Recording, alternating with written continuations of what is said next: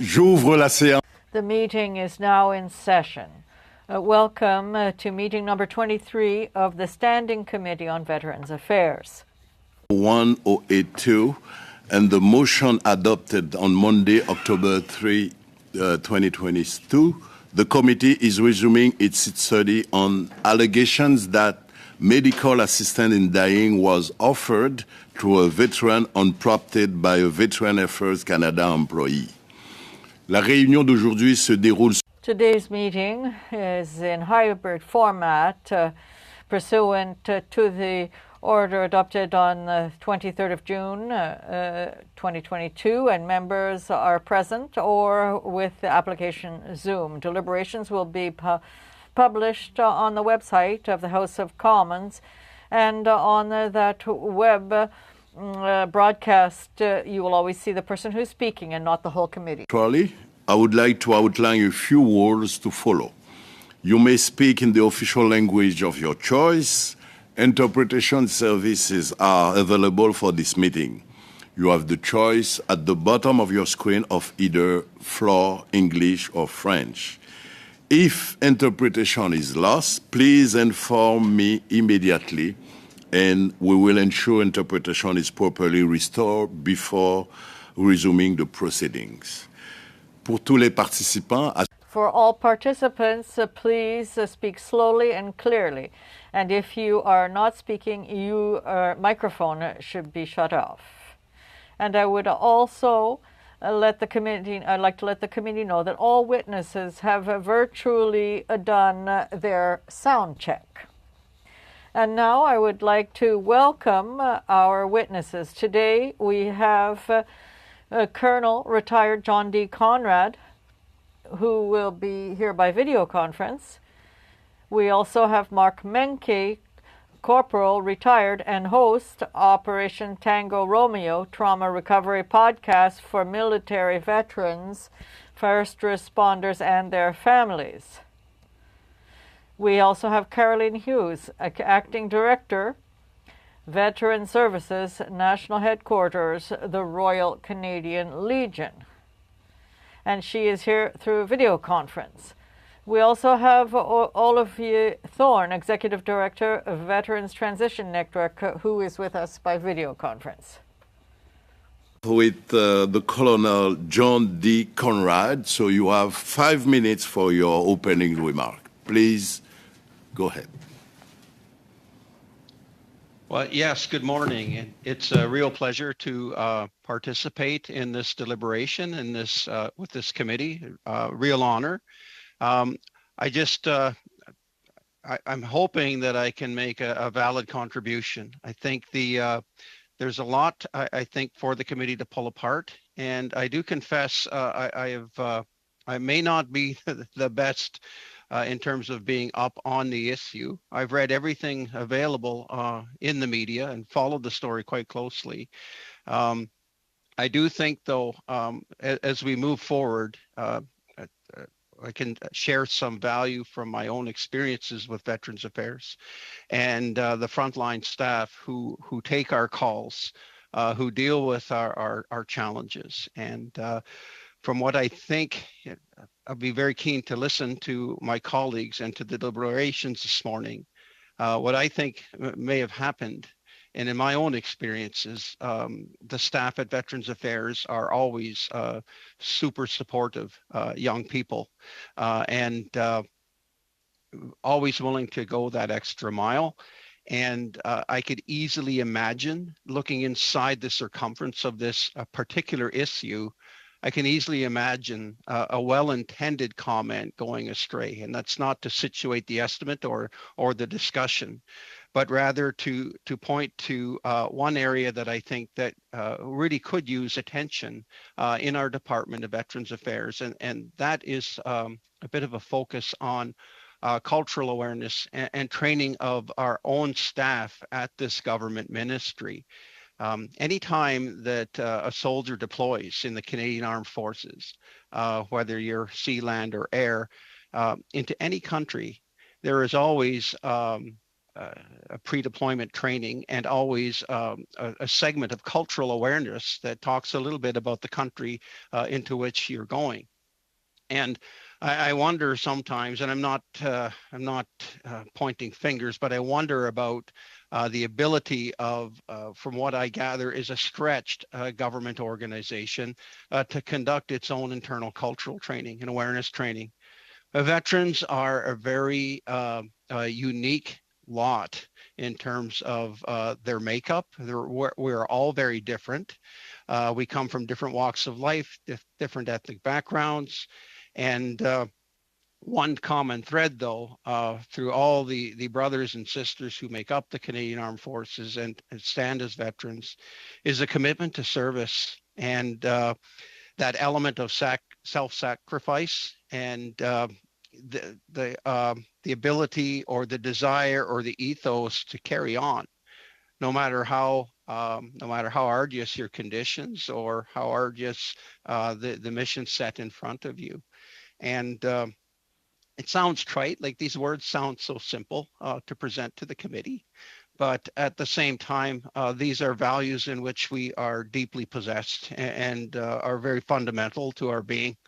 And excuse me, they're not as common in our highly polarized society today. Just 1 second, I need to take a drink of water, and I will conclude in another minute, Mr. Chair.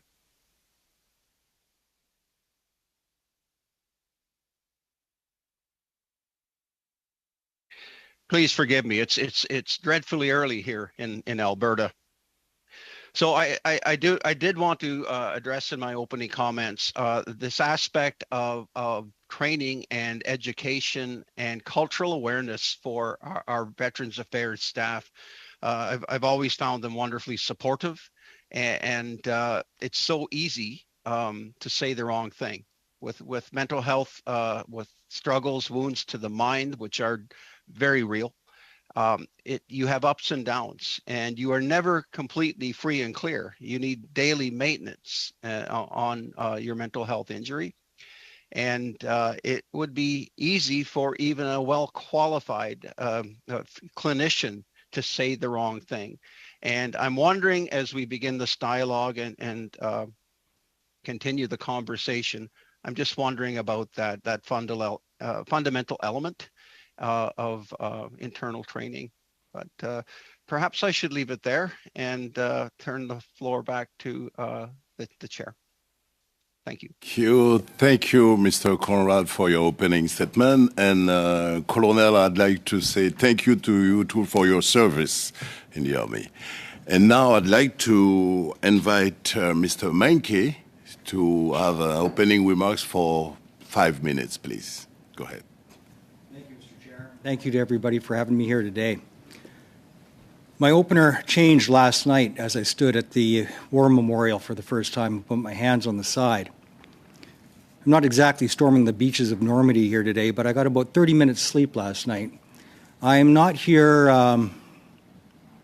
lightly, and I am under some duress as I sit here because I am an injured veteran.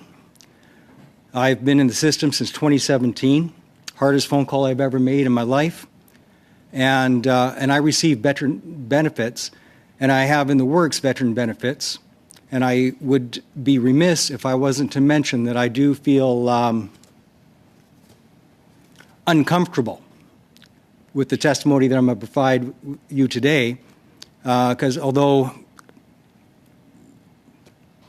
it should be unlikely, I do have a legitimate fear that my current benefits may be affected and my ongoing claims may be affected as a result of my testimony that is not quite as generous to Veterans Affairs as the Colonel you just heard.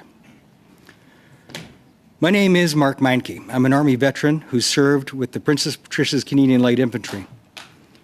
In 1994, I served as a UN peacekeeper during the genocide in Croatia. And for the record, it was not ethnic cleansing. I hate that word. It was a genocide. Ethnic cleansing is a euphemism. I was on rotation for Operation Harmony. As a result of my service and numerous incidents that happened during my tour, I was injured with PTSD, but of course in 1994 nobody had a clue what the heck that was. So I went undiagnosed for 23 years. You want to see a 23-year train wreck? I'll give you my biography. And that is the common story. I've run into veterans that are Vietnam and Korea veterans that are just now reaching out for help. People in their 70s and 80s that are just now reaching out for help. So when you make that first phone call, pardon me, when I made that first phone call, it was a 1,000-pound telephone. For some reason in my distraught mind, I decided to reach out to the Legion. It just seemed like the reasonable place to go, and I got lucky.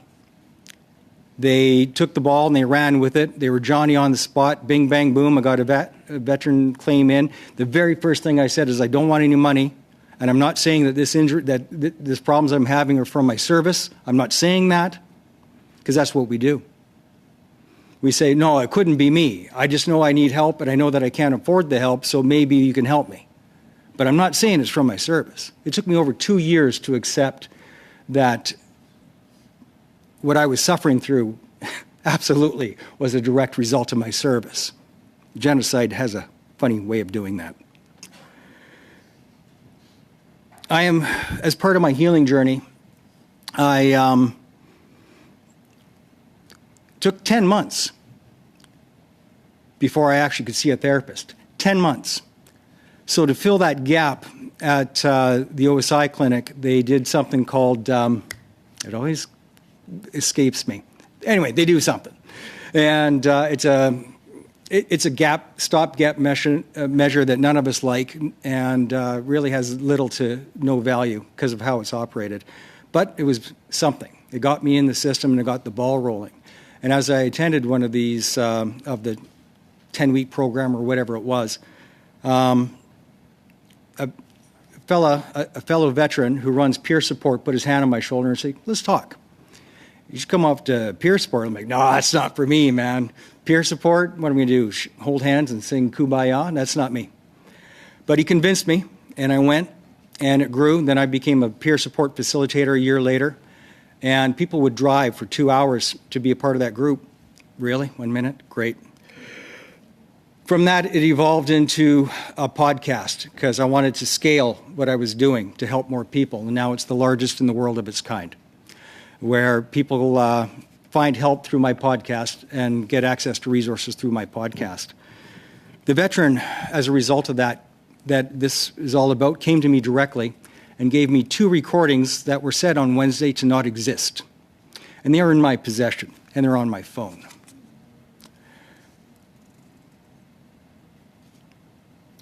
That caseworker did not inform him of services. That VAC caseworker not only offered MAID, it was unprompted, and it was pushed after 2 no's. You'd think 2 no's would do it. It did not. I have here the transcript, which of course I cannot get a hold of the veteran because he was so distraught he left the country. Pardon me. So I will refer to the transcripts, which I made personally, to answer any and all of your questions. Thank you, Mr. Menke. You will have the possibility to answer questions that members are going to ask you, and I'd like to thank you for your testimony today and for your service to Mr. Menke. Thank you so much. And now I'd like to go to Madame Caroline Hughes pour 5 minutes. You have at least 5 minutes. So if you could open your mic, please. You have the floor. Thank you. Honorable Chairman and members of the Parliamentary Standing Committee on Veterans Affairs, it's a pleasure to appear before you on this subject. I'm pleased to be able to speak to you this afternoon, or I guess it's still this morning, on behalf of over 250,000 members and their families. I'm the Acting Director of Veterans Services at the National Headquarters of the Legion. I'm also a retired military healthcare administrator. And I've been assisting veterans, including still serving members, RCMP, those who have retired, and their families for over 15 years in various roles. My last job in uniform was taking care of the ill and injured here in Ottawa before they released from service. We support your study regarding medical assistance in dying. And first, I want to remind you very briefly about how we can be knowledgeable and able to speak on this topic. The Legion has been assisting veterans and their families since 1926 through our legislative mandate in both the Pension Act and the Wellbeing Act. We are the only veterans organization in Canada that helps veterans and their families with representation to Veterans Affairs at all levels and at all levels of appeal to the Veterans Review and Appeal Board for disability entitlement for their service-related injuries and illnesses. We do this through 27 professional command service officers and their assistants located across the country from coast to coast to coast. They are trained professionals who are government security cleared and provide free assistance to veterans and their families to obtain benefits and services from Veterans Affairs. Please note that you don't have to be a Legion member to receive our services. We will help all veterans. Through the legislation, the Legion has access to service health records and departmental files to provide this comprehensive, yes, independent representation at no cost. Last year, our service officers represented over 4,000 claims to VAC, including appeals to the Veterans Review and Appeal Board. Additionally, we met and spoke with many more thousands of veterans regarding their benefits. And I believe we can speak confidently and with credibility about what service officers can and cannot recommend when it comes to the topic of medical assistance in dying. So in answer to what this meeting is about, medical assistance in dying has been the subject of much debate in Canada. It is a deeply complex and an extremely personal issue. There are legal and moral considerations that must support autonomy and freedom of choice and protect those who are vulnerable. The Canadian justice system is quite complex and has set out strict protocols, guidance, and stringent safeguards that medical practitioners must adhere to regarding this subject. We were shocked and saddened to hear recently that a veteran was apparently advised about medical assistance in dying by an employee of Veterans Affairs. Veterans contacted us through our Veterans Services Department by phone and by email and were quite angry about the allegation when it was made. One veteran stated to me personally that Veterans Affairs Canada needs a better grasp on the effect this has had on the veterans community, and that many veterans have been angered and re-traumatized by this situation, seeing it as, in quotes, an extension of the perception of deny, delay, and die from VAC to veterans. Often a veteran will ask a command service officer for medical advice, such as which treatment option they should go with or choice of a medical professional. We strongly believe and always advise veterans that they need to discuss their concerns with their doctor or other healthcare professionals who would understand their unique personal and private health in detail. This includes any discussion surrounding medical assistance in dying. And quite simply, we are not medical professionals and not qualified to endorse, provide any medical advice or suggestions regarding any form of treatment. Regarding the mental health impact to a veteran receiving advice about medical assistance in dying, as we are not medically trained, we can only speak to what we have seen and heard from veterans and their families. Veterans Affairs case management and veterans services are there to establish a relationship, to help veterans with their identified goals, to assess if there are any barriers to achieve those goals, and to identify the available information and services available for the veteran to achieve their goals. Trust is essential in this case management for the veteran to feel comfortable in seeking the supports and services they deserve and require, and to feel someone cares and is trying to help them.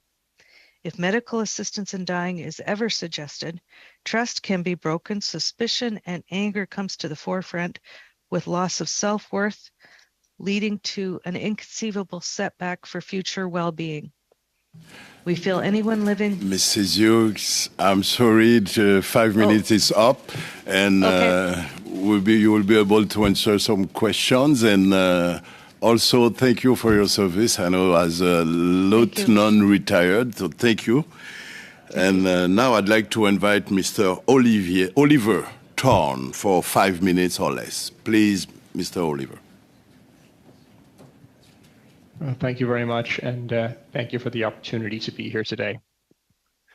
My name is Oliver Thorne. I'm the Executive Director with the Veterans Transition Network, which is a registered charity that provides transition and mental health counseling programs for veterans across Canada for men and women in English and French. We're also a registered service provider for Veterans Affairs Canada, meaning that Veterans Affairs will cover the cost of veterans who attend our program through their claim with Veterans Affairs. This makes up approximately 25% of the veterans who attend our programs. The remaining veterans, we pay the cost of their attendance through charitable donations. Comme nous sommes un fournisseur de services, Since we're a bilingual service provider, part of my testimony today will be in French, but unfortunately my French is not very strong, so I'd like to be able to answer all questions in English. that a Veterans Affairs case manager offered medically assisted dying unprompted to a veteran is deeply, deeply troubling, and it seems to run counter to the entire purpose of the department. C'est un sujet très complexe. This is a very complex subject, but since I only have a little time, I would like to concentrate on 4 main points that will give my point of view on the subject. First, we are an organization that provides mental health services. So suicide is the worst possible consequence for a veteran suffering from post-traumatic stress disorder. The objective of our program is to prevent suicide by improving the mental health of veterans in transition. Suicide is an achievable goal because PTSD is a treatable disorder. Leading mental health authorities like the Canadian Mental Health Commission and the American Psychological Association have published countless papers about evidence-informed treatments that are available for PTSD and depression that can reduce symptoms for those who seek them. We also know that PTSD is treatable because of the work that we do on our programs at VTN. Over the past 10 years, we've had 1,500 veterans from across Canada attend our programs, and throughout that time, we've undertaken program evaluation research to measure the impact of those programs on the veterans who attend. Our evaluation shows significant reductions in PTSD, depression, and suicide.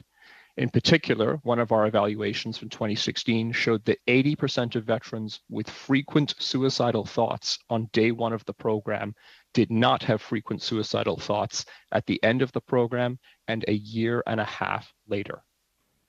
There are many other programs and services like ours that also provide this type of support. Again, these are treatable disorders and quality of life can be improved.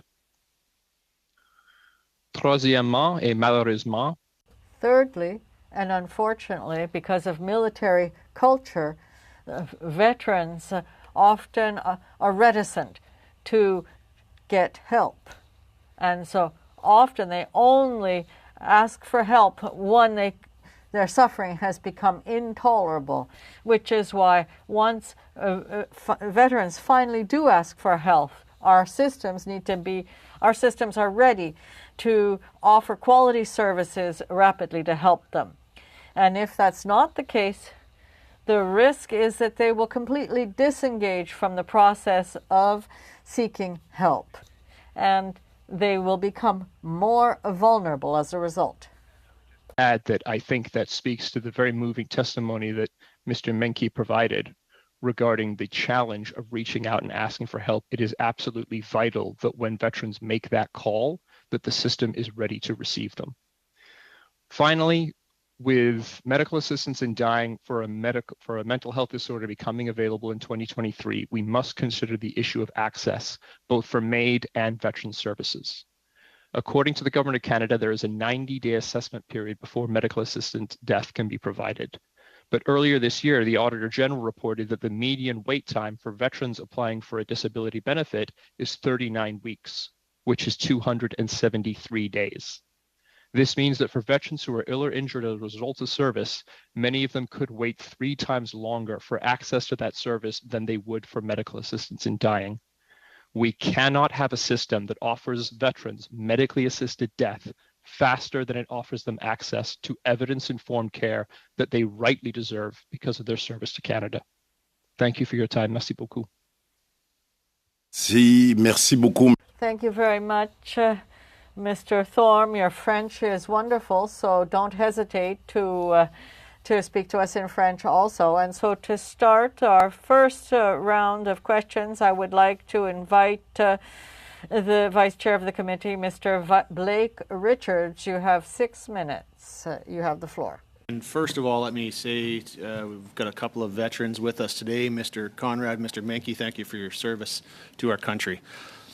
Mr. Menke, you didn't have much opportunity to share a lot about your interactions with the veteran in question that sort of led to this study, but you did, of course, indicate that you have had some interaction with him and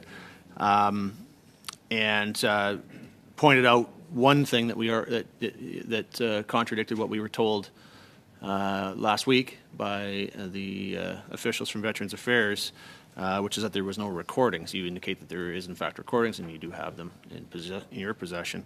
I wonder if you could help us to understand a little better what actually happened in this case. Note with the first-hand knowledge that you do have, of course. We were told last week. First, we were told there was one. It sounded like we were told there was one incident, but there was very careful wording that was used there. And we later found out during the course of the meeting that there was, in fact, at least 2 veterans this has happened with. And so I wanted to ask you, with your knowledge of what occurred here, we were told that the conversation only was surrounding benefits that were available to the veteran, and that medical assistance in dying wasn't pushed or proposed. You've indicated to us that in fact it was pushed, and it was pushed numerous times, despite insistence from the veteran that they weren't interested. Can you tell us a little bit more about what actually, how that conversation played out? First, the recordings that I have were recorded by the veteran himself, and he recorded them because of the first initial call where he was offered MAID. So these are 2 apology phone calls that were made by the VAC manager, who called say that she was sorry, and that the VAC caseworker also, through the manager, expressed regret. It was from those conversations where his primary concern with his VAC manager was, and in his, I'm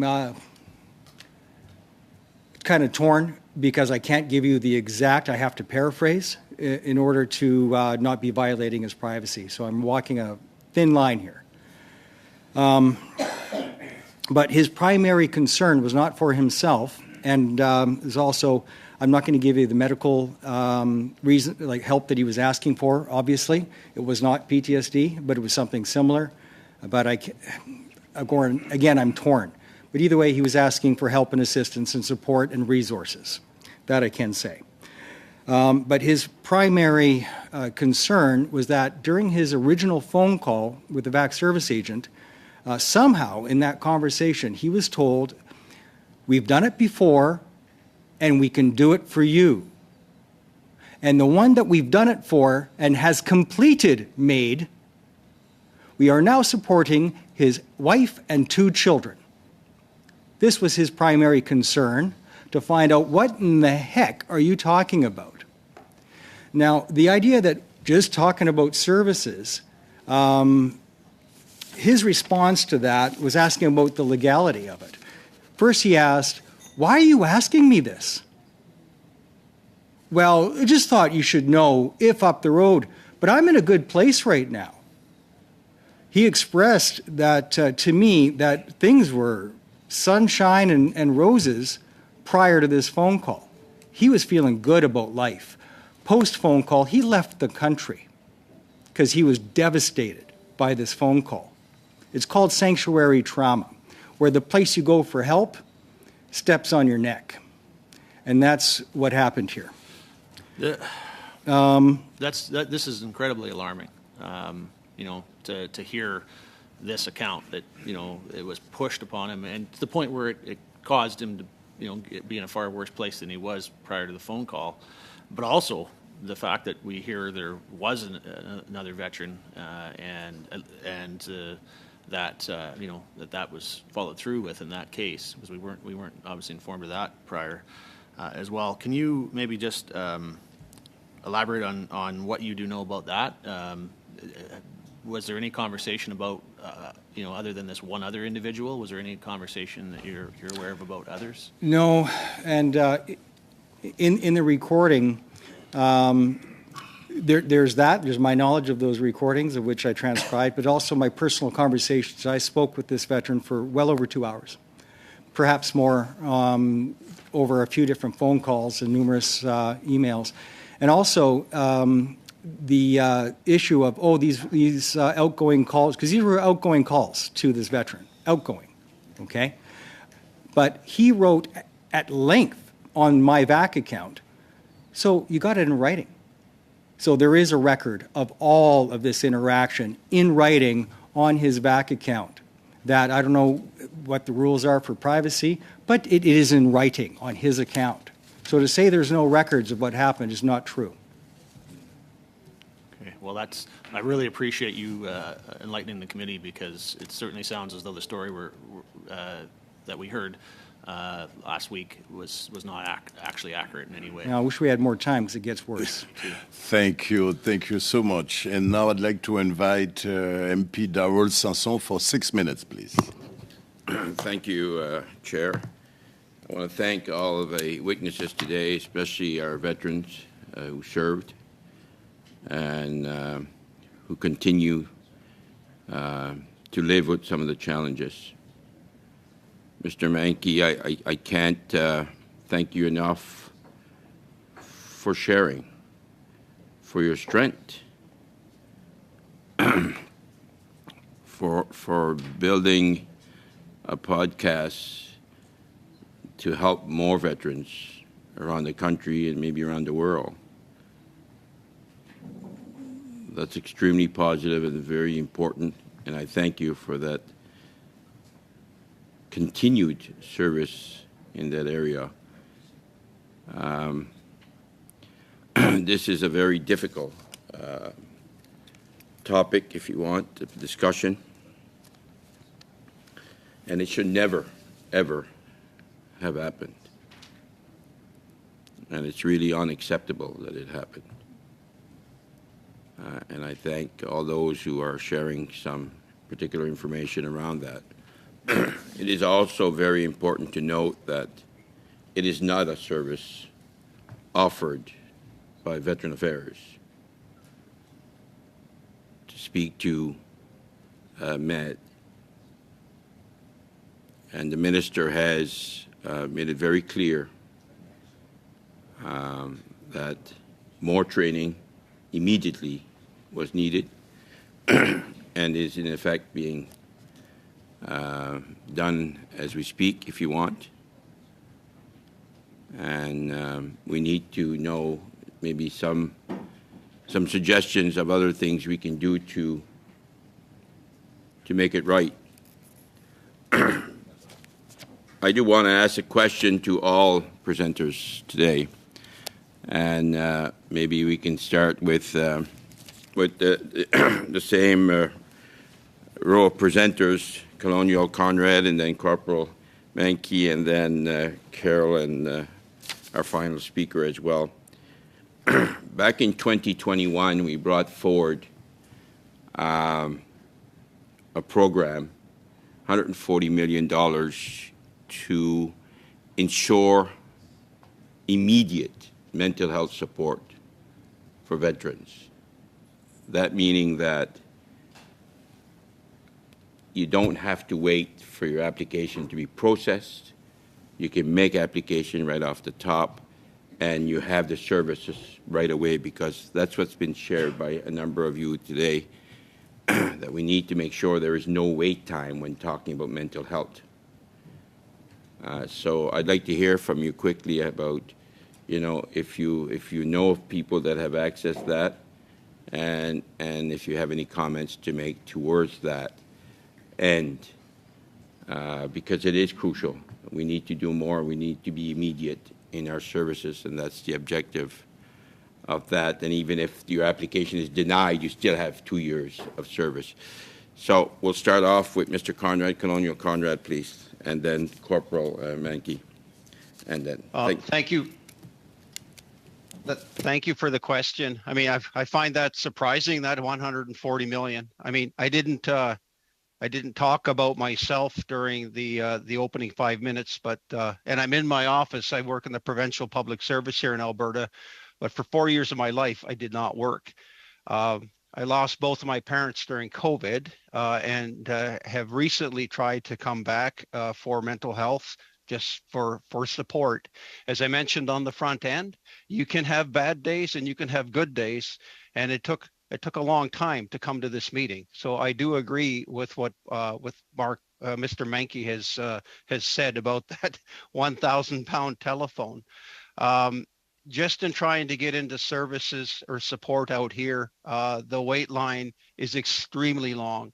And the advice I've received is to use a civilian practitioner, just because of the backlog that the Edmonton Operational Support Clinic is undergoing. And of course, if you mention that does seem like a lot of money for immediate treatment. I'm already in the system, not to make this about me. I hate the way that sounds, but I do find that shocking from my narrow perspective, and I don't look at this every day, but from my perspective, I'm not seeing it. I'm seeing lots of my soldiers who are waiting to get help, and I don't want to get in front of them because my cheese is slipping off the cracker again.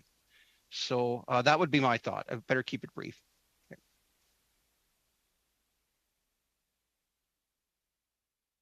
I don't know of anybody that's been able to quickly access help.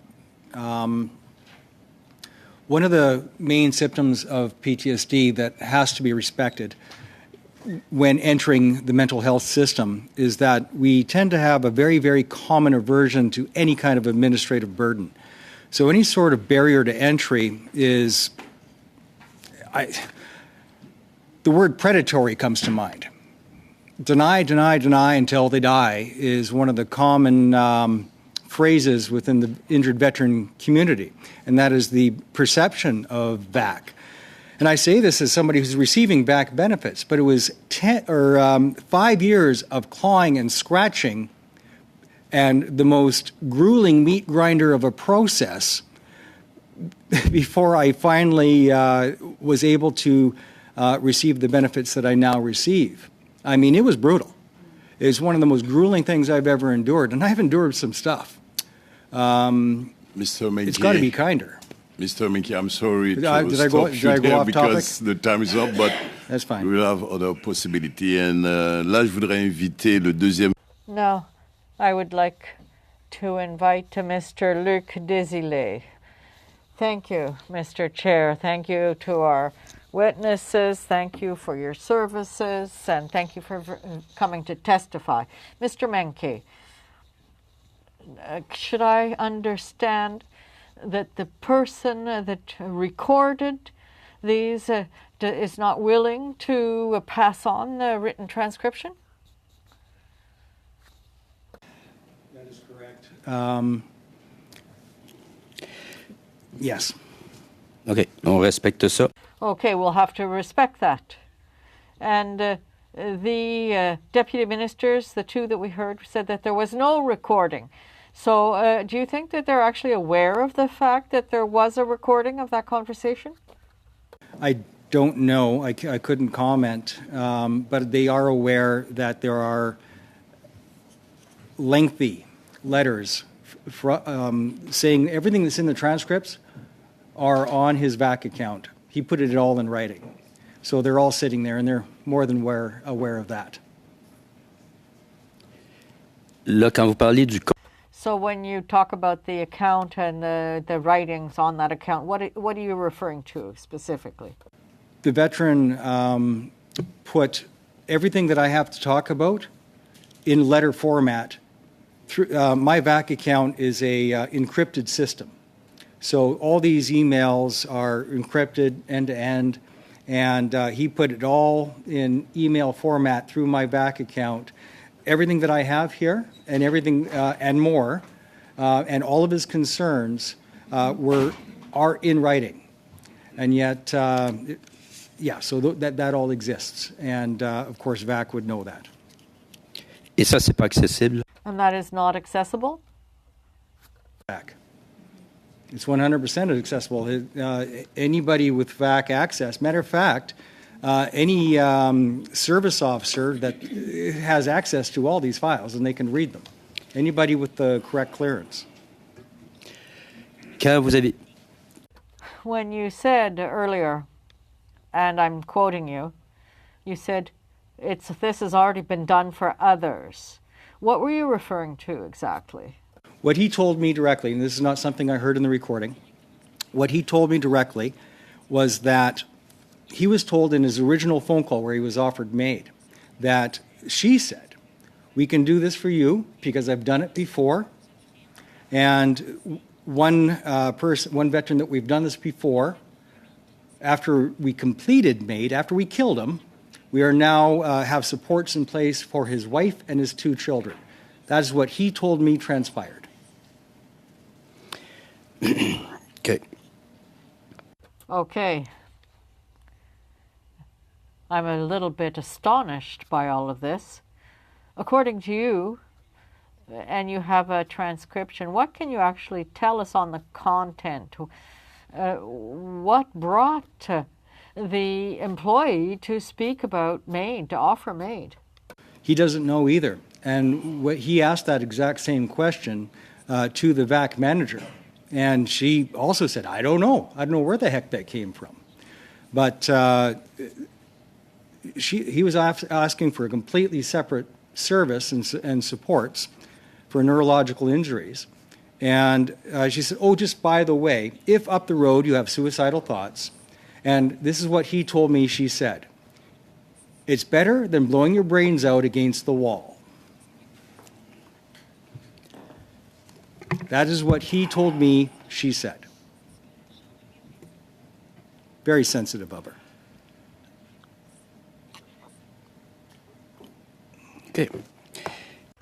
Okay. Earlier in your testimony, you said that you were worried that your benefits or that VAC would have you pay because of your coming here to testify.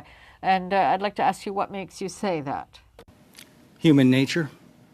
People can be vindictive. And here I am contradicting. I listened to the live testimony on Wednesday, and there were 3 points that I believe to be untrue. One, I do not believe that the call was not recorded. I do not believe that, and neither does the veteran as part of the transcripts. I believe that is untrue. And it was also avoided that MAID was pushed as opposed to, oh, by the way, this is something that may be offered. It was pushed because he said the words in the transcript, why did you ask this of me? Why are you talking about this? Well, just in case, up the road. She was pushing it like a bad used car salesman. It was pushed. And he asked about the legality of it. How is this legal? He asked the VAC manager. How is this legal? This can't be legal. You can't push this on people. And that is not reflective of the testimony that I heard on Wednesday. And that makes me angry. Because integrity is doing the right thing regardless of the consequences. And I know that I'm threatening 2 people's jobs today by saying this. I'm aware of that, and that is why I fear for my benefits. Because 2 people, I do believe, were not speaking the truth on Wednesday, and they could lose their job over it. That's why I'm nervous. Merci. Thank you. Thank you, Mr. Desilets. Say welcome to MP Ken McDonald to our committee in replacement of Wilson Miao. And now I invite Ms. Rachel Blaney for 6 minutes, please. The floor is yours. Well, I want to thank all of our witnesses today, and of course, a special thanks to the veterans who've served us so well. And I'm sad to hear that the return service is not as good, and a special recognition to you, Mr. Menke. My grandfather was also a Princess Patricia, so it's very good to be in this space with you today. One of the things that I also want to say is it sounds like, Mr. Menke, you have a relationship with the veteran who experienced this, and I just want to thank you so much for assisting that veteran, and I want to also ask you to pass on my thanks to them for being so brave to bring this forward. It's not easy, as you said and outlined very clearly before, to speak up. And so I just want to say thank you through you for making sure that this incident didn't go invisible and make it seen. So I just want to pass that on. The credit to that goes to the veteran. He went to Mercedes Stephenson personally, and I can say that the Global News report was done very, very well. Yeah. I was actually quite surprised. I didn't expect it to be accurate, but it was. Thank you. And I think part of the testimony that we heard very clearly, both in the last one and this one, is the importance of having these conversations recorded so that things can be reviewed in a meaningful way. So based on the testimony that we heard last week from the department, it was clear to me that if a veteran calls in to get support through the call center, all of those are recorded. However, if the worker calls from their office directly to the veteran, those calls are not recorded. There seem to be, from the department's perspective, some concerns about privacy, which really don't make sense to me, because a call coming in is less private than a call going out. I'm not sure that I understand that analysis. So I think what I will do today is ask all of the people who've testified if they have any thoughts about the importance of maintaining recording so that we can test for these kind of incidents, so that there is some way for accountability, and if there's any concerns of privacy for the veteran in making sure that these are recorded. And I'm just going to go in the way that we started. So first, if I can go to Colonel Conrad. Yes, thank you. I'll be brief so we can run the table this time. I'm astonished that these conversations are not recorded. You cannot pick up a telephone and return a call to Veterans Affairs. You cannot call your caseworker or try to get back to the same desk. It's so precise and clinical. I am shocked that these recordings don't occur. And not just for the protection of the veteran, but of the caseworker. Like it would just make terrific sense that occurs. So I'm quite surprised by that. Quickly, also, excuse me, Mr. Conrad, could you please turn on your camera, please, so we'll be able to see you. Sorry to interrupt. I stopped. Whoops. I'm sorry, Mr. Chair. Okay, no problem. Go ahead. Thank you. And the last point I was going to make was the MyVac account, as has been indicated, is an excellent written summation of most, at least the front end of most conversations with Veterans Affairs. So I'll leave it there. Thank you, Mr. Menke. I don't believe the call was not recorded. I don't think it's even possible. And even if that was true, somehow there would be notes. There's always notes. There's a summation of the conversation, because you have to. I don't know a single veteran in the system who hasn't gone through a caseworker every 6 months. So there has to be records. There has to be notes. This has to be documented, because when they burn out and the new caseworker comes in, they'd be starting from zero with no notes. That doesn't make any sense. Of course there's notes. My bank records all my calls. I mean, of course it's recorded. I do not believe the testimony. I believe it was false on Wednesday. Thank you so much. Ms. Hughes. Hello. I can't speak onto what's recorded by VAC or what isn't, but I'm very concerned that it should always be the veteran's choice if they're talking about, their families or other personal information. It should be the veteran's choice. That's really the only comment I have, because as others have said, there is always records through notes, through my VAC account, through client notes in the computer system. There's always notes, a track of something. So in some cases, I believe it should be the veteran's choice whether they want to speak about personal issues or not. But it is also there to protect the VAC employee. So thank you. Thank you. And Mr. Thorne. Yes, absolutely. I'd echo Ms. Hughes' thoughts. I really believe that this must be given through informed consent by the veteran as to whether or not they would like to have a call recorded. I can understand the desire to record calls for quality assurance or for addressing issues like this. But from the perspective of a service provider, veterans are often seeking our services because they are seeking confidentiality and privacy. They may be worried about the perception of seeking services, about the impact on their career. And so I think first and foremost, we have to lead with informed consent on the part of the veteran, because that will make the services the most accessible that they can be. Thank you. Right on the time. So now let's go for a second round of questions. And I'd like to invite MP Thierry Dordel for 5 minutes, please. Thank you, Mr. Chair. And I want to thank all the witnesses here as well, and especially those that have served. Thank you for your service. When I left the meeting here last week, I didn't feel very good about it, quite frankly. I was upset. And over the weekend, on Friday, I would have to say, I guess ahead of time, the veteran that we are talking about reached out to my office, and I've had lengthy discussions, like yourself, Mr. Menke, and there are transcripts, there are messages that we've went over since the weekend, and I just want to make sure that before we begin that this individual that we're talking about is nonpartisan. He has no link to any party, first of all, and the other thing I want to say, quite frankly, is his concern, like you've said so well, is about other veterans that perhaps had the same experience and how that could affect them. So I just, before we even begin, I want to say that. But I was quite disappointed with the minister. I was quite disappointed with the deputy minister for the fact that if that was my brother, my sister, my father, anybody, a friend, I think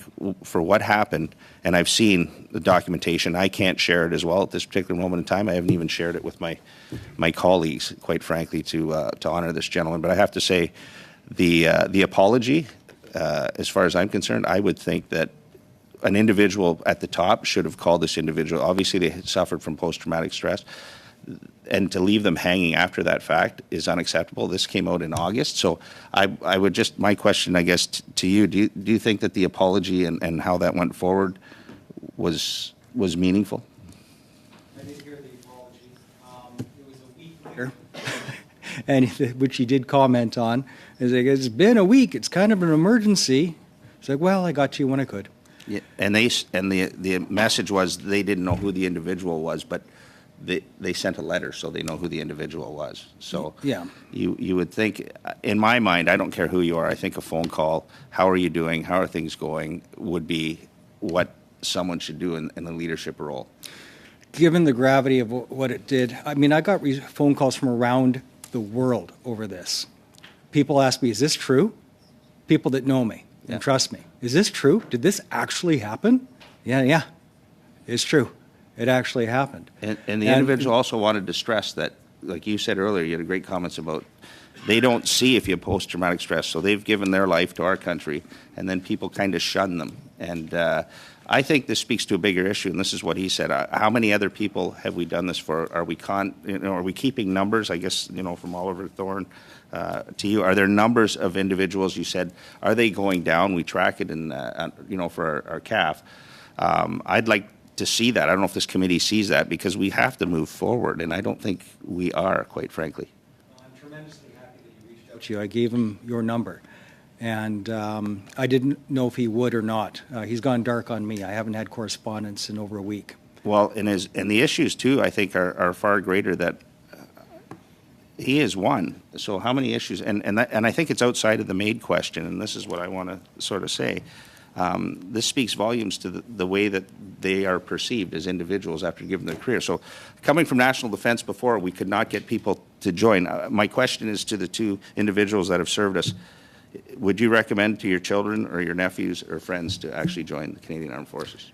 First, there's 3 that served. That's Okay. here in the witnesses. Would you suggest? And the answer is yes, but with eyes open. Matter of fact, my oldest boy, he's all excited because next week I'm taking him at the age of 16 to join the reserves, where at least he has an easy out. But my boy's eyes are fully open, and he doesn't have tons of childhood trauma, so I think he'll fare well. But it has to be eyes open, because although there is a system in place to help, it's a son of a gun to access it. The benefits are there, but actually receiving them, whole other thing. Okay, what about the other 2 individuals? So my answer would be the exact same. Absolutely, yes. This is a great country, and this entire planet needs more of the Canadian soldier, Canadian serviceman. And I believe that fundamentally, and I've seen it in the different places I've served, from Kandahar to Cambodia. But it would be with eyes wide open. Very well said by my colleague. Thank you. 15 seconds. I really can't get too much out there. I just want to say I think we all need to do a lot more to make sure that that's not the view that these veterans have, because it bothered me all weekend, quite frankly. And now I'd like to invite MP Sean Casey for 5 minutes or less. Thank you very much, Mr. Chair. Mr. Meinke, I want to get into the to your testimony a little further. It is absolutely jarring. I want to make sure that I understand it. The recordings that you have were recordings that were made by the veteran of the calls subsequent to the call in which he was, in an unprompted fashion, directed towards MAID. So that conversation, you have no recording of it, but you have conversations of apologies from officials afterwards. Is that it? Correct. Okay.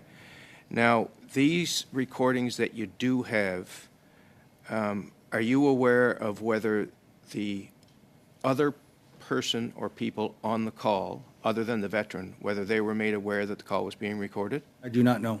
Okay.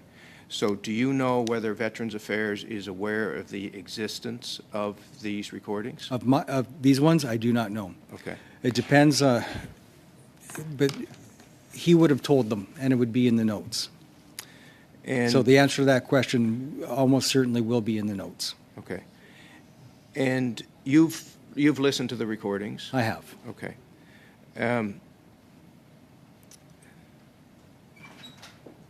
And was there any reference in the recorded conversations to something that happened in the unrecorded conversation with respect to a veteran that had availed himself of medical assistance in dying as a result of advice from the department? So Yes, was that referenced in the conversation? Yes, that was the core of his concern, because somehow, and I don't know the exact verbiage, but somehow in the original conversation where he was offered MAID, somehow in that conversation, she says, "We've done it before. That's why I know I can do it for you, and we did it before, and we are now supporting the surviving wife and 2 children." That's what he told me that conversation contained. But my question is, in the recording that you listened to, was that part of the conversation? He said that. Yes, he said that in that recording. Yes. Okay. Because that's what he was asking the VAC manager about, and of course she said, confidentiality, I can't discuss it. She didn't deny it. She didn't say, I don't know what the hell you're talking about. She said, I can't talk about that. But she did acknowledge that happened. Okay. And was there also an acknowledgement in the recording of the apology that she had pressed this upon him and persisted after he said no twice. Yes, he was clear about that. So that was in the recording, so it was raised in a recorded conversation, and did she acknowledge in that conversation that that in fact occurred? She, in my mind, she did. Yep. And she said it was inappropriate and it shouldn't have happened. And in the recorded conversation, was there reference to it's better than blowing your brains out against a wall? No, that was in a private conversation that he had with me when he extrapolated more on the interaction. Okay. So you're in your evidence, you indicated that you are convinced that there is, in fact, a recording of that first conversation.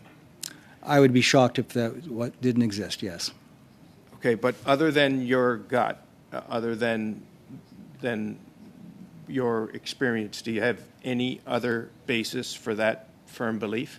Every phone call I've ever had with Veterans Affairs, where it says this call will be recorded. Okay.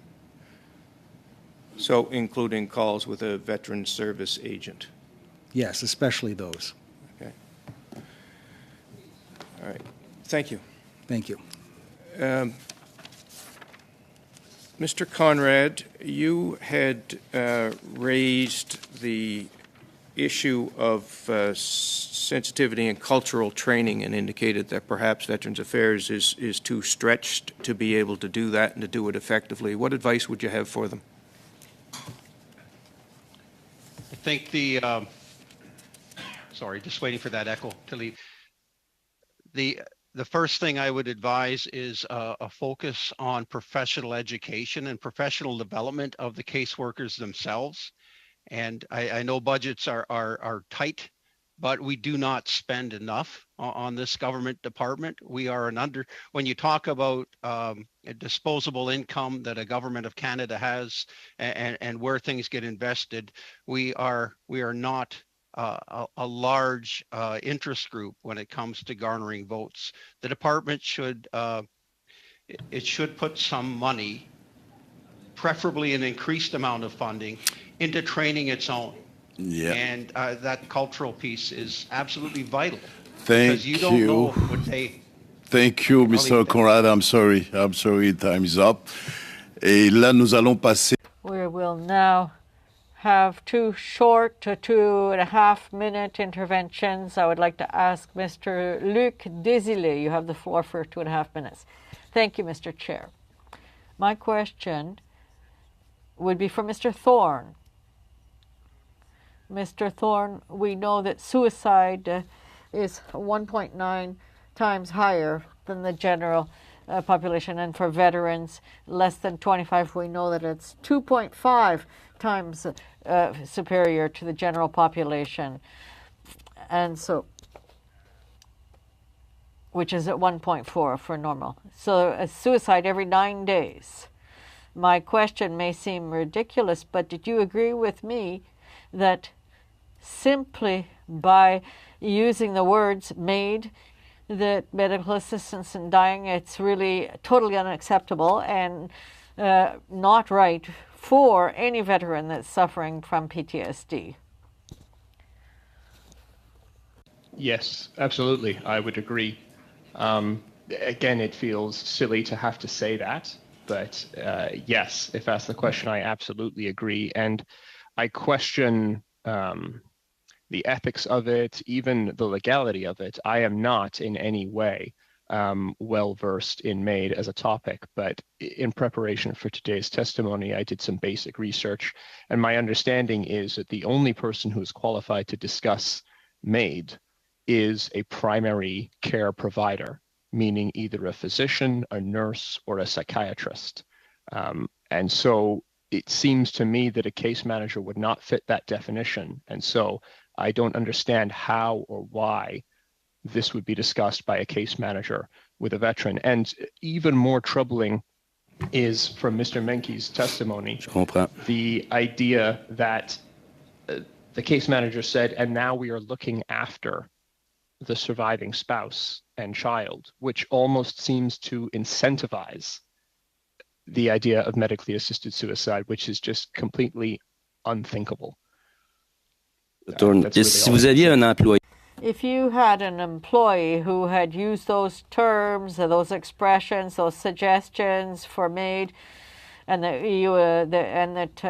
that the wife and children would get support, would they still be an employee of yours if they were to say that?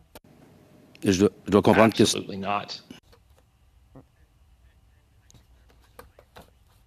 They're certainly not qualified to speak about that. They know that. And once again, it runs counter the entire purpose of our organization, which is to prevent suicide.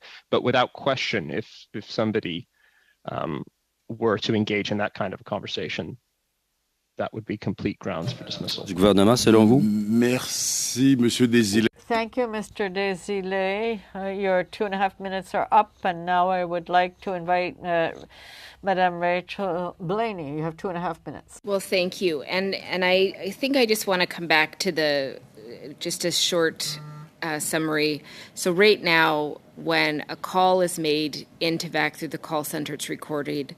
What we heard from the department is when that is a call out, it doesn't get recorded. If it's a direct call to a service agent, it's not recorded.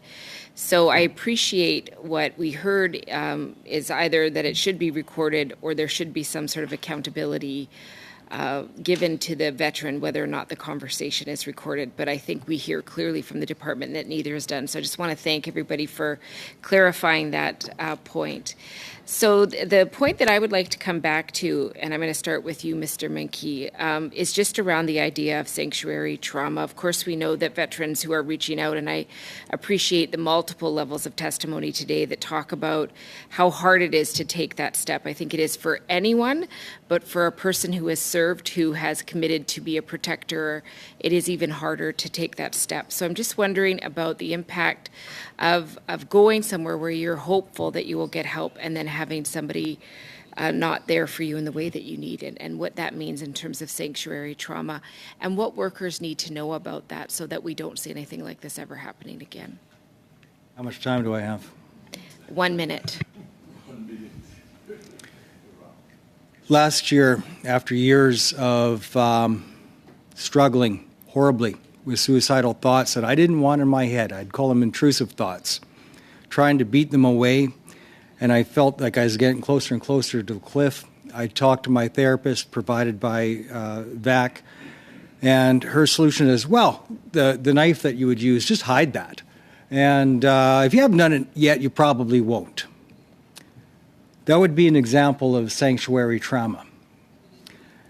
2 months after that happened, I attempted suicide in July of 2022.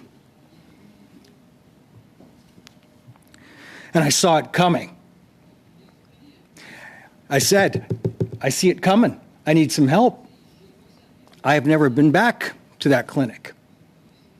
When I called that clinic, and I said, can I talk to a manager or something and tell them about this experience? Because this shouldn't happen to people. There was no exit interview. There was no concern, and there was no follow-up.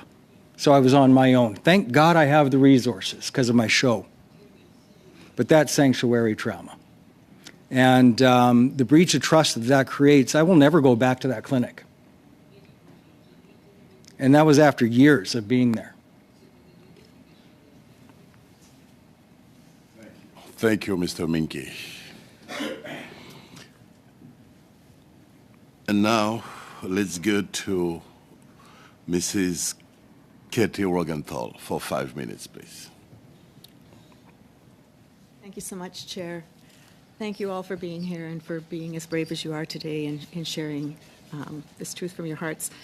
Mr. Menke, I just want to mention, I was horrified when MAID was first brought in. The first place my mind and my heart went was to our veterans and the potential danger involved in this. It amazes me to hear you all say today that you would serve again and you encourage those you love to serve in spite of being in theaters where you and your comrades face death and peril and where you participate in and witness incredible violence. Many have faced abuse from those that they thought would be their mentors and have their backs. You're facing challenges with your relationships, all of these things trying to fit into a civilian world, and yet you would still encourage them. But the one point I'm hearing is this whole issue that breaks the camel's back is sanctuary trauma. And in a quick 5-minute speech I got to do on Take Note debate on mental wellness, I spoke to this and said sanctuary trauma is what happens to the spirit and the mind of a veteran when they experience the failure of their government to fulfill its promise to take care of them and their families.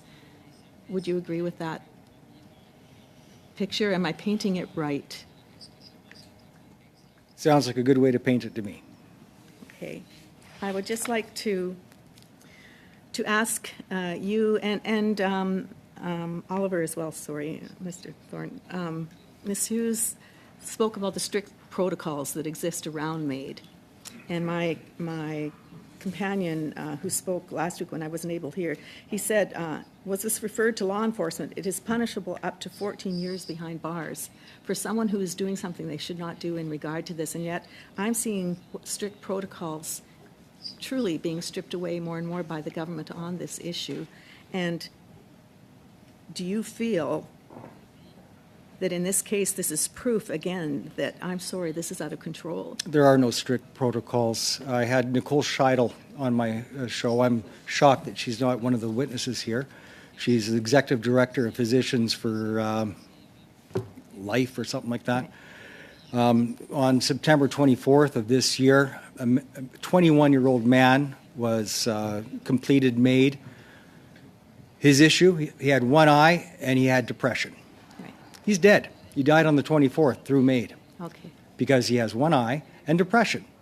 That sounds like, I thought mental health issues weren't going to be part of the conversation until March next year. Right. But he's dead. Okay. So it doesn't seem like there's a big barrier to entry to me. Thank you. Mr. Thorne, with the wonderful work that you do as well, we know that the number of assisted suicides in Canada has risen to 10,000 this year. In your work, do you hear concern, and are you aware of these circumstances actually taking place within our veterans community? And how is it impacting your work? Until this testimony today and the news story that came out in August, I think that medical assistance in dying was not on my radar as a significant issue for the veterans that we are serving. I think this has been a serious wake-up call.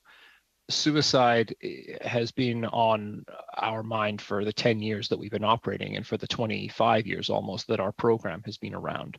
Again, it is the worst possible outcome, and we exist, our entire reason for existing is to try and stop that outcome.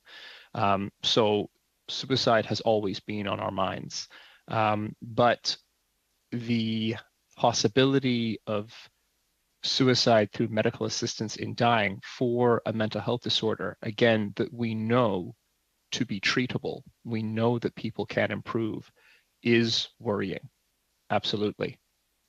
I'm not qualified to speak about MAID holistically, okay, but certainly with our focus and the work that we do with veterans, we know that they can get better. And we've heard from many veterans who don't believe that they can get better. And then they do. They make progress. The quality of life improves. And my fear is that we are offering a vehicle for people to end their lives when there are treatment options available, but those treatment options are more difficult to access than medically assisted death. Thank you, Mr. Thorne. 20 seconds. I have one question for Ms. Hughes. For your service managers working with the MyVac account, from what I understand, there is no tracking within VAC or the Legion of who is seeing what when, as far as going back and being able to determine who was reviewing a particular veteran's account. Do you have a system in place to be able to do that? We, through Veterans Affairs, they can contact me at any time with a list of people and why did we contact them. And for whatever reason, we can also see client notes. So if one of the service officers did call Veterans Affairs, then we would see the notes in there. Thank There you. would be no recording that we would see, though. Thank you so much. Thank you. And now I'd like to invite for 5 minutes Mrs. Rachel Valdez. Please go ahead. I want to thank the witnesses for joining us, particularly Mr. Menke. I appreciate your bravery and all that you've gone through. You continue to support. Thank you. Apologies. Trauma is not easy for those of us who have gone through it. So I just want to commend you for your bravery today. Excuse me. Colonel Conrad, I appreciate also your contributions, and I'm sending you my condolences for your loss. So Colonel Conrad, in your opening, you recommended cultural awareness training to make the VAC team aware of the sensitive nature, and I think you even quoted wound to mind. Continuing Mr. Casey's questions, can you elaborate on any additional advice for training for VAC? Yeah, I think I spoke about money and budgets earlier, and I almost regret doing so. It becomes so cliche.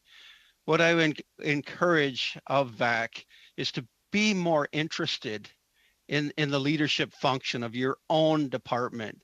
Be more interested in your own people and in developing them and supporting them. And I am sorry if the words sound harsh, but I've often felt when I'm talking with someone on the phone, trying to get help and trying to navigate this long process, like the delay, it is a function, but it is not the fault of the front line. I've always felt that there's a real absence of executive leadership in this department. And that might be unfair because I'm in Alberta. I'm not tweeting about this every day. I'm trying to pick up a first down, right? And keep my life moving forward. I think, thank you for your question. I think that, and would encourage at the senior executive level of the department, be more interested in leading your people. And it's such an earthy ministry and such a focused one. But I'll leave it there. Thank you. You also mentioned professional services and investing money. What would that do, in your opinion, if the right money was invested in that? Well, I've often felt when I'm talking to VAC that I'm trying to represent myself, trying to represent soldiers. You really are talking about a foreign country in terms of the constituency you represent. And I feel that there is courseware, there are educational opportunities that would communicate what this regiment of Canadians, some of our best heart's blood, what they are really like. And you can sense that this incident we're talking about today is really reprehensible and concerning, but you can sense in the wider community that I've dealt with at VAC on the phone, an essential goodness and a willingness to help. But there's such a gap between the world that these men and women know, like soldiers, sailors, airmen and women, and what a caseworker knows. And if we could just bridge that, and when you get to know us, it's easier to support and easier to imagine how hard it is to have that jacket and tie on for some of our servicemen and women who serve in other roles, or just trying to make it through the day without a drink or without harming themselves. So. Thank you.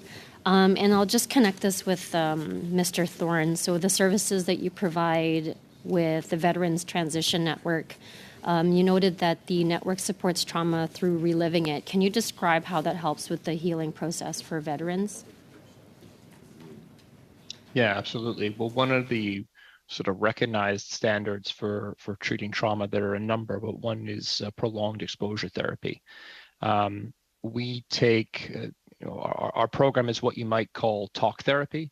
So we have a group of veterans who are together with specially trained psychologists and returning program graduates, what we call paraprofessionals. So these are veterans who've been through the program themselves, and they return to act as the bridge between the veterans and the psychologists running the program. And to Mr. Conrad's point, that helps us be culturally informed and competent in working with veterans. Our approach to trauma is, in a very titrated and controlled way, revisiting challenging moments in people's military service, or indeed at any point in their life, that have affected their day-to-day functioning. So we're able to revisit. Sorry. Thank you, Mr. Thorne. Time is up. And now we have enough time for a last round of questions. So I'm going to start with MP Fraser-Tolmie for 5 minutes, please. Thank you, Mr. Chair. And I'd like to recognize the service of those that are participating today. I'm going to say that I've been sitting here for quite a while and just absorbing this, and I've came in with some questions, and I'm just throwing them out, and I'm going to use questions that I feel that I should be asking after hearing some of the testimonies. And I would ask the question of this room is, what is the mandate of Veteran Affairs? What is our mandate? Because every organization that we've had speak to us, the mandate of Legion and Veterans Affairs, Mr. Thorne, your organization, is to help those in need, to make them feel valued, to make them feel supported. And we're having a conversation right now that completely throws that out the window.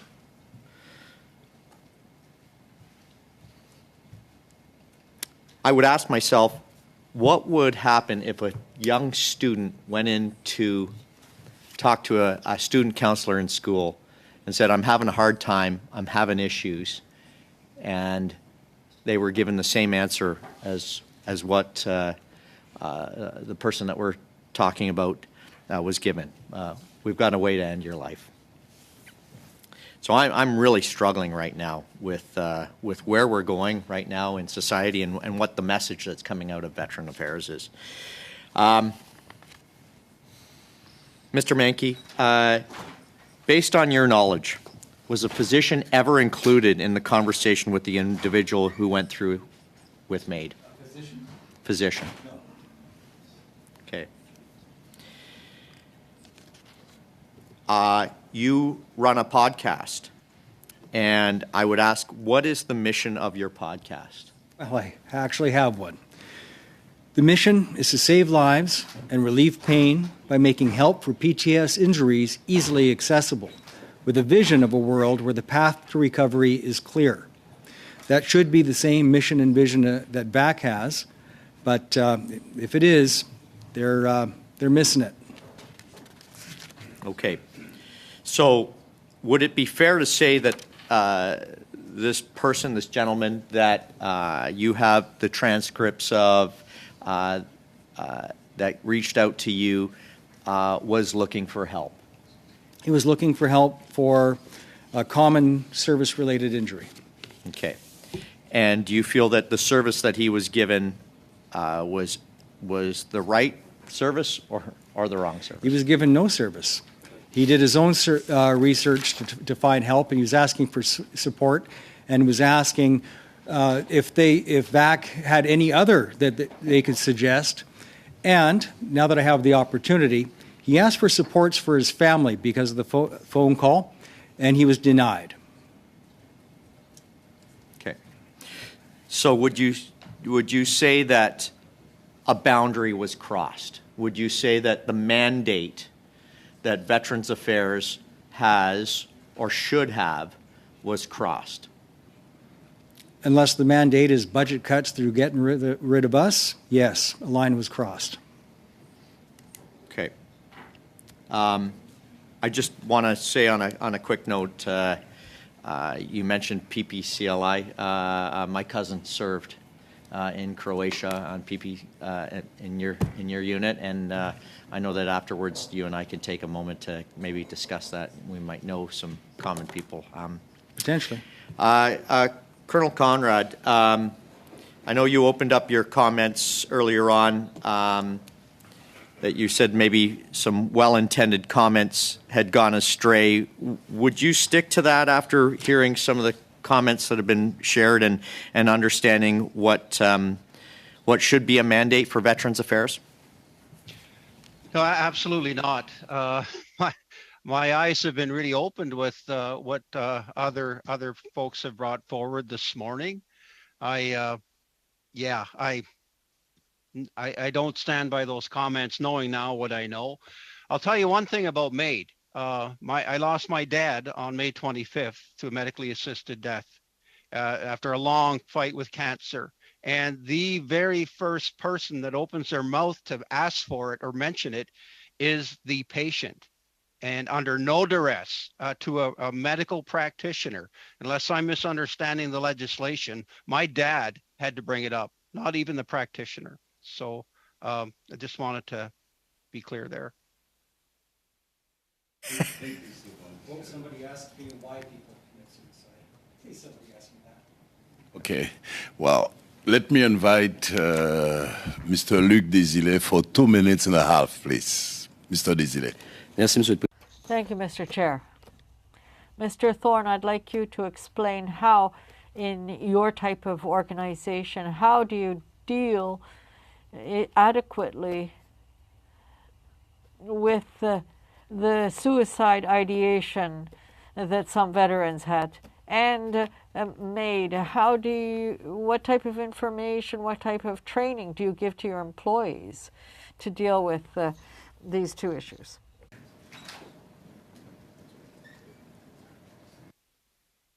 Apologies. On the topic of suicidality, our staff undergo first aid mental health training in order to be able to respond to suicide or suicidal ideation. Specifically on our programs, all of our facilitators are registered mental health professionals, so either psychologists or registered clinical counselors. And the peer supporters, the paraprofessionals that I mentioned earlier, the veterans who work alongside our psychologists, they undergo specialized training with our organization as well. In terms of how we address suicide, we address it largely through the reduction of symptoms and distress that would give somebody suicidal ideation. So our program is designed to address post-traumatic stress, depression, anxiety, but also isolation. We see very often that for those who are struggling with suicidal ideation, they are perhaps suffering with depression or post-traumatic stress, but what we see very often is also moral injury. So either witnessing or engaging in the line of service, something that runs core to who they believe they are and their values as a person.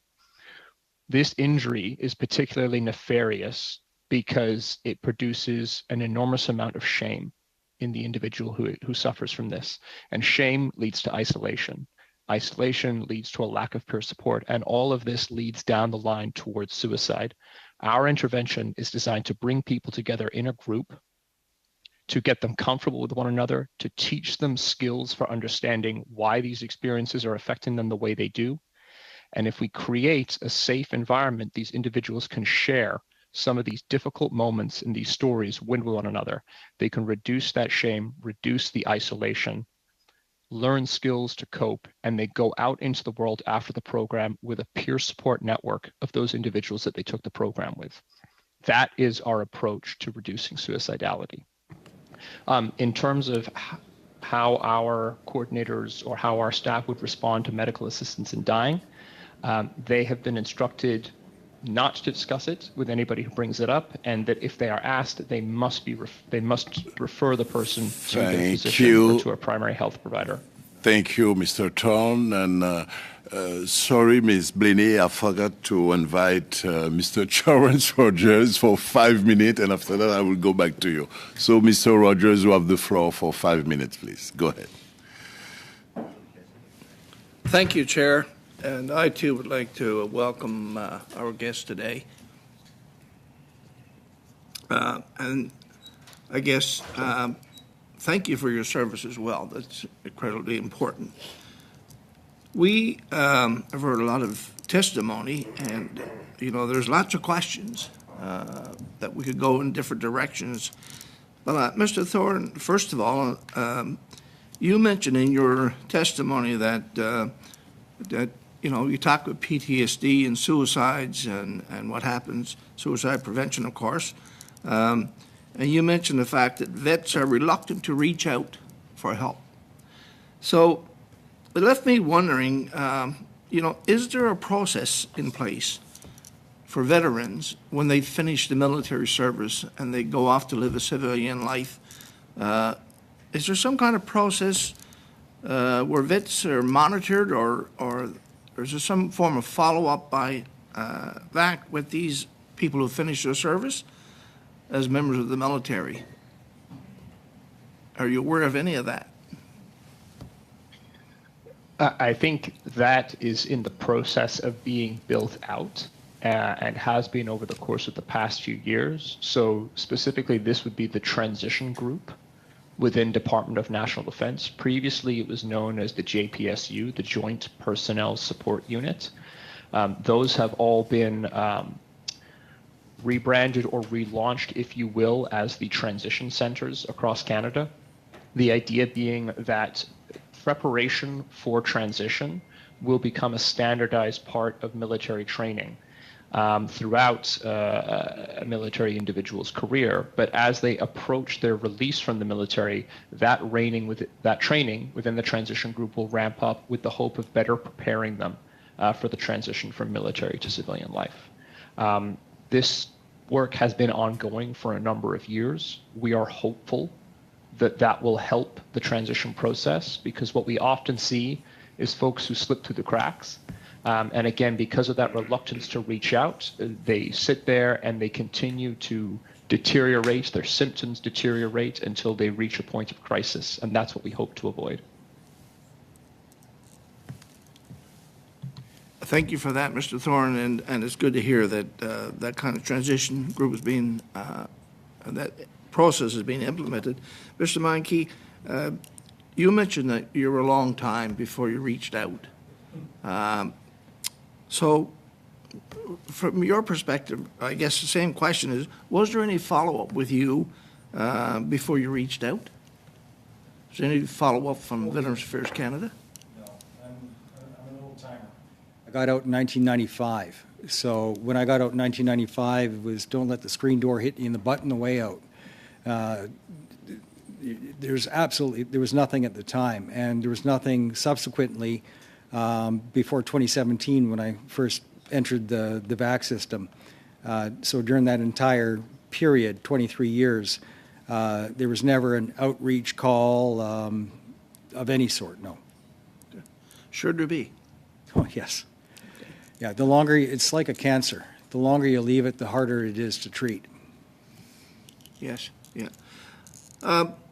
So, Mr. Conrad, or Colonel Conrad, I should say, what steps should VAC take to address the recent incident from your perspective and ensure this kind of thing never happens again? Well, I'm not sure. From what I've heard today and what I know about Veterans Affairs, I'm not sure that they're harnessed to adequately deal with it. The apologies I've seen in the press, and I agree with the earlier comment that at the very least, if this was my department, I would be making at the very least a phone call. This is a horrific breach of trust because of the suicide is what we all work against in terms of you can recover from PTSD. You can be whole again.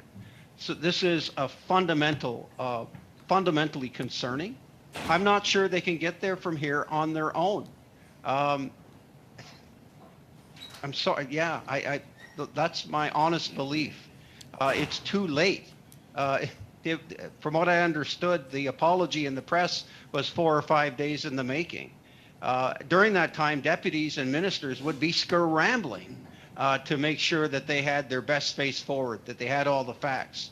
And if that's all you're doing, well, I'm sorry, that dog won't hunt. I'm not sure that Veterans Affairs on their own can rectify this. So, oh, sorry, out of time. Thank you, Mr. Chair. Much. And now I'd like to invite Ms. Rachel Blaney for 2.5 minutes, please. Go ahead. Well, thank you so much, Chair. And I would like to take this opportunity to come back to Colonel Conrad. A couple of things. I'll ask you one question. If we have time left, I'll ask you another one about the civilian provider. But I just want to go back to the conversation that I had earlier with Mr. Menke about sanctuary trauma. I really appreciate some of the things that you've shared today, and I'm just wondering if you could speak a little bit about the impact of sanctuary trauma. You've indicated earlier that there needs to be more fulsome training, which I hear is something that you're speaking up very clearly. You also talked about the fact that there might need to be help from outside of VAC. So if you could just talk about sanctuary trauma and what kind of supports you think would be imperative to make sure that things like this don't happen again. And we obviously hear it's a lot more broad than just this incident. You're on mute. Thank you. Okay, you didn't miss anything good. I'll try and be brief, and thank you for your question.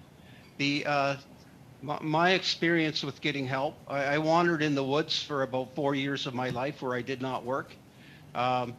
PTSD, it grafts so seamlessly with your own sense of self. It's like the devil touching you on the sleeve. It's almost impossible to see in yourself, and you want to. In my case, I wanted to deny it. I didn't want to admit that I was wounded. I wanted to go on, but when I had a friend not dissimilar from Mr. Menke, who was really instrumental in bringing me in from no man's land. And when I started to reach out, the process was deny. No, we won't accept your claim. We need more of this. And I was at the point where my mind was what it was. My back was out. I had had a major heart attack and was on disability from this job here. And trouble feeding your family, right? And to hear the approach on the phone of, well, you're going to have to do this, or we need more of that. And I was at the point where I was selling my metals on eBay to try and make mortgage payments on my farm.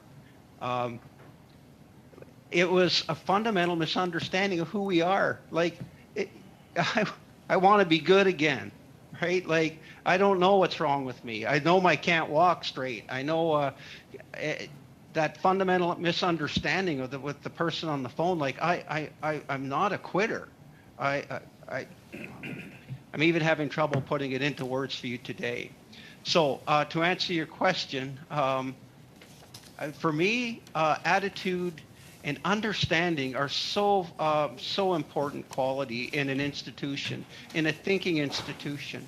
The name of this ministry is Veterans Affairs Canada. How can you not know us so well? Like, how can you not be absolute expert on Canadian veterans when that is your single point of focus and taking care of the men and women who have served this country?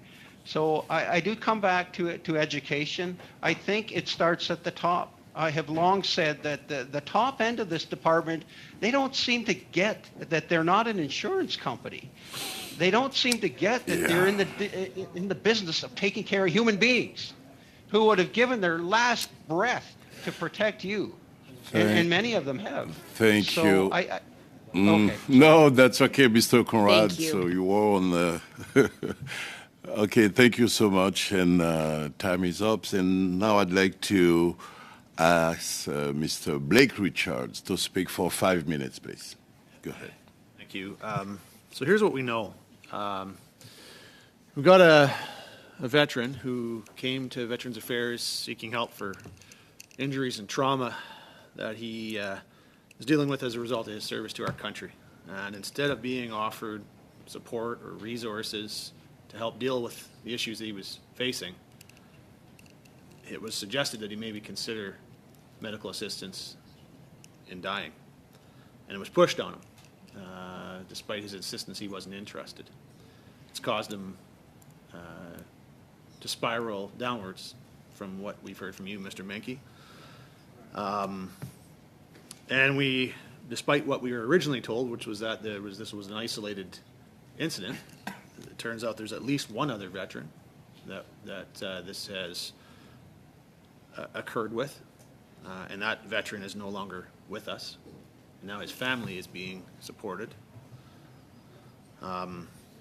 Leaves one to wonder how many others there might be and how many other deaths might have resulted as a result of this. We were told that the identity of this veteran wasn't known to the officials, yet now we've heard from you, Mr. Menke, that a letter was actually sent to the individual, so clearly his identity was known and is known to the Veterans Affairs officials. There's a lot of contradictions here, including the one that you shared about recordings. I agree with you. I find it hard to believe that there wouldn't have been a recording of that phone call. I mean, I think just about everything we do with an organization like Veterans Affairs or other large organizations is recorded, and we all know that. You mentioned yourself when every phone call with them, you always get the indication that the phone call will be recorded. So it is hard to imagine this phone call hasn't been recorded. And given all the other contradictions that we've seen, I find it hard to believe that doesn't exist. So I do have some questions I'd like to ask, but there's a motion I'd like to move, and I'm going to move that. And I'm firmly of the belief that this should be one that we will all support quickly and easily, and we can pass it and move on and carry on with hearing more from our witness testimony today. But given all these contradictions, I really think we need to hear again from the minister and from the deputy minister and the assistant deputy minister who were here with us last Thursday. We've got to clear up the contradictions here. So I'm going to move that motion that we ask the minister, the deputy minister Paul Ledwell, and the assistant deputy minister Stephen Harris back to the committee to hear on this issue. For 2 hours, and that happened within the next month, but before November 24th. So I'll move that motion, Mr. Chair. D'accord. Donc, motion. Okay, so we have received a motion, and according to the rules, there will be a discussion or debate at the next meeting so that we can adopt the motion. Normally, motions need a notice, I believe, of 48 hours. No. Just a moment, please.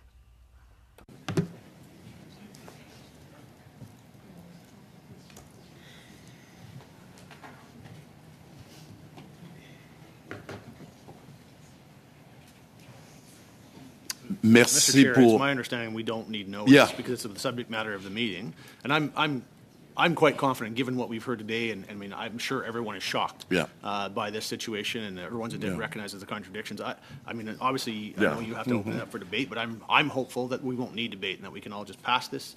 Maybe we can even have consensus to do so, and then we can carry on with witness testimony. That's my hope. I'll just put that to the committee before you open up for debate. Non, je vous réponds. Okay. Your motion is on the subject that we are discussing right now. We don't have to wait 24, 48 hours. So the motion is on the table. So now, if there is any discussion, so I stopped the time for the witnesses. So I'd like to know if there is any discussions. Anyone? Monsieur Desilets? Mr. Desilets? Yes, I just want to say in terms of procedure, we talked about 2 or 3 meetings on this our subject, present subject.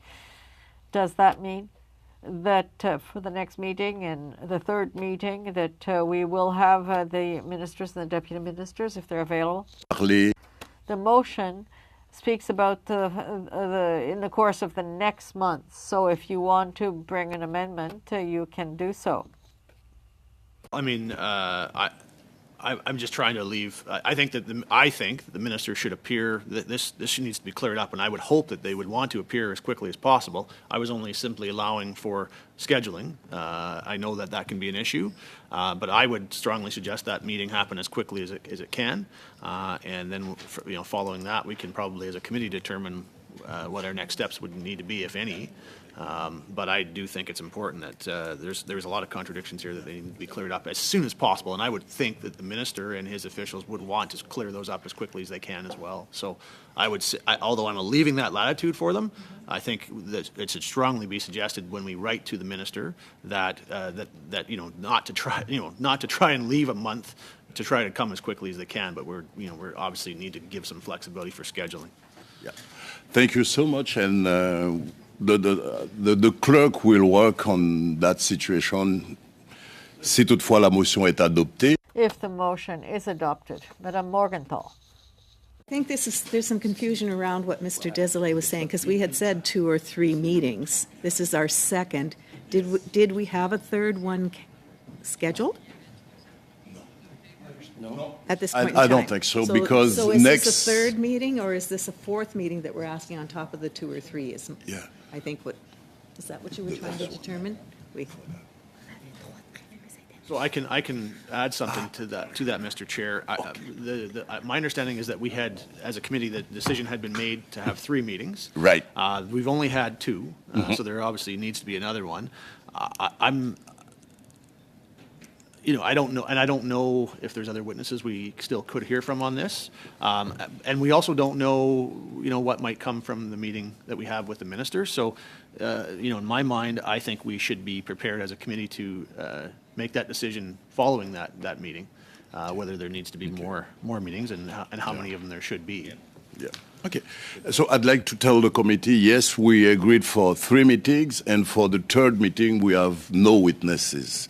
So that's why for Thursday, we were supposed to work on the report marriage after 60. So we are discussing, and the motion is on the table. Thank you, Chair. We have no opposition to that. We feel that the committee could ask the department, realizing that he may have some commitments, but that it's important that we get a chance to speak with the department again. We're okay on that front for sure. Excuse me? Yes, go ahead. I'm asking for the vote to be conducted. For the vote? Okay. Ok, d'accord. Ouais. So, Mr. Richards, first of all, I'm going to ask everyone if there is no opposition for that. So we have the motion on the table. Est-ce que, excusez-moi, Monsieur. I'm sorry, Mr. Sean Casey. The only thing that I would like to raise, I see the case for bringing back the minister and the senior officials, given the contradictory evidence today. I think we should probably bear in mind what was said at the last meeting, that the investigation is underway but not complete. I think it would be reasonable for us to expect the senior officials and arguably the minister to come back when it is complete. So I just throw that out there. If we wait for them to finish their work and then have them come in to discuss it, including the testimony that came to light here today, would that not make more sense to get a more complete picture? That would be my only concern. I have no concerns in principle on bringing them back. The only question I have is around timing. Thank you, and I'd like to invite Mr. Fraser-Tolmie. Well, I see that as 2 different issues. I see that we've got contradictory information in the last time that he was here. So that's an issue that we would like to deal with right away. And then if there is something that comes back from the continuing investigation, then I see that as a different issue. So yeah. I appreciate the comments from Mr. Casey, but I think they're 2 different issues, and Thank you. Thank you. Mr. Richards. Yeah, I essentially had the same thought. Obviously, if there's a need or a desire for the minister to come back once the investigation is completed, that would be welcomed, and I think that probably should occur. But I don't think we should be waiting for that when we're talking about the kinds of contradictions we've heard today. I think the minister would want the opportunity to clarify those as soon as possible, and we're wanting to offer him that opportunity. Thank you. Ms. Blaney. Well, thank you so much, Chair, and I agree with this motion. I think we've heard things today that make us all concerned, and it's important for us to be accountable to the veterans who've served us so well and make sure that we help with that accountability. And I also know that the committee requested very clearly in the last committee that when this work is done at the department, that they would send us a report as soon as it was completed. And so once that report is completed and sent to the committee, I think we can take the next step of what we want to do. But I don't think we need to wait until then for the minister and the department to come. So hopefully we can allow the chair to hopefully see unanimous consent, and we can hopefully have the minister and department in quickly. And then if we have to call them back again because of the report that we received, then that is something that we can respectfully do. And at the end of the day, this shows all of us coming together to work hard for veterans. And I think that's where our focus has to remain. Okay, thank you so much. And my understanding is the motion is to invite the minister and the deputy minister as soon as possible. So I'd like to know if there is opposition to adopt that motion. So just to clarify, the motion would be yes, to invite them as soon as possible, but in any case, no later than November 24th, so within the next month, but as soon as possible, but no later than. Perfect. So, we agree on that. Okay. Donc, la motion est donc adoptée. So the motion has been carried. And we will come back to our witnesses. We have Mr. Richards. You have 2 minutes left. You have the floor. We will have the minister and his officials reappearing at this committee. I'll maybe ask our witnesses, and we can start with you, Mr. Menke, because you're here with us in the room, and then carry from there. What questions should we be asking them when they return? What would you recommend this committee to us that we should be asking? What sort of questions need to be asked of the minister when he returns? Definitely like to see a policy and procedure manual that clearly puts in writing what calls are recorded and what calls are not. There's no way that something structural like that is not on paper somewhere and official. So I would like that so that there's no misconceptions, and that would be essential in order to have any kind of confidence from the veteran community. Okay, thank you. Maybe Mr. Conrad, do you have thoughts? Mr. Thorne or Ms. Hughes? Yes, thank you. Just to add on what Mr. Menke has said, this is absolute foundational harm, right to the center of gravity of what your department is all about. I would want to hear, yes, the things that Mr. Menke mentioned, but I think I would want to hear a plan in the immediate, like in the emergent, tactical, immediate, and in the medium to long term, so this does not reoccur. Given how quintessential this is, I don't feel it's been addressed. That would be my question to them. Thank you. Mr. Thorne, we'll go to you. Yeah, I would absolutely echo the comments from Mr. Conrad and Mr. Menke. And I would add, I think, a clear understanding from the department of how this will be avoided completely in future. And I know as well that there was a report that was published by an expert panel on MAID and mental illness. And I'm looking at the report in front of me on the Canada.ca website. It was published on May 13th of this year, and it featured a number of recommendations that it feels the government should adopt with regards to medical assistance in dying for mental health. And so I'd like to know that the Department of Veterans Affairs has reviewed this report and that they are working to incorporate those recommendations. Thank you. Thank you so much, Mr. Thorne, Mr. Richards. So now it's 1 o'clock and 2 minutes, and we have to stop at 1 o'clock. So I'd like that Mr. Casey has an intervention, a quick one. Yes. I'd like to be able to ask one question and before we adjourn, please. Yeah, well, we were supposed to go to you, but let's give 30 seconds for that, please. Thank you. You're welcome. Mr. Meinke, would you please ask the veteran for his permission to allow you to provide the recordings to this committee? I have. And if he cannot be guaranteed anonymity, it's not even a maybe. Okay. Thank you. Ici. So now, laissez-moi prendre le temps au nom des membres. Now, on behalf of the members of the committee and on my behalf, I would like to thank all of the witnesses who came to speak with us today. And Mr. retired John Conrad, Mr. Mark Menke, Corporal, retired and host, Operation Tango Remember Trauma Recovery podcast for military, veterans, first responders, and their families.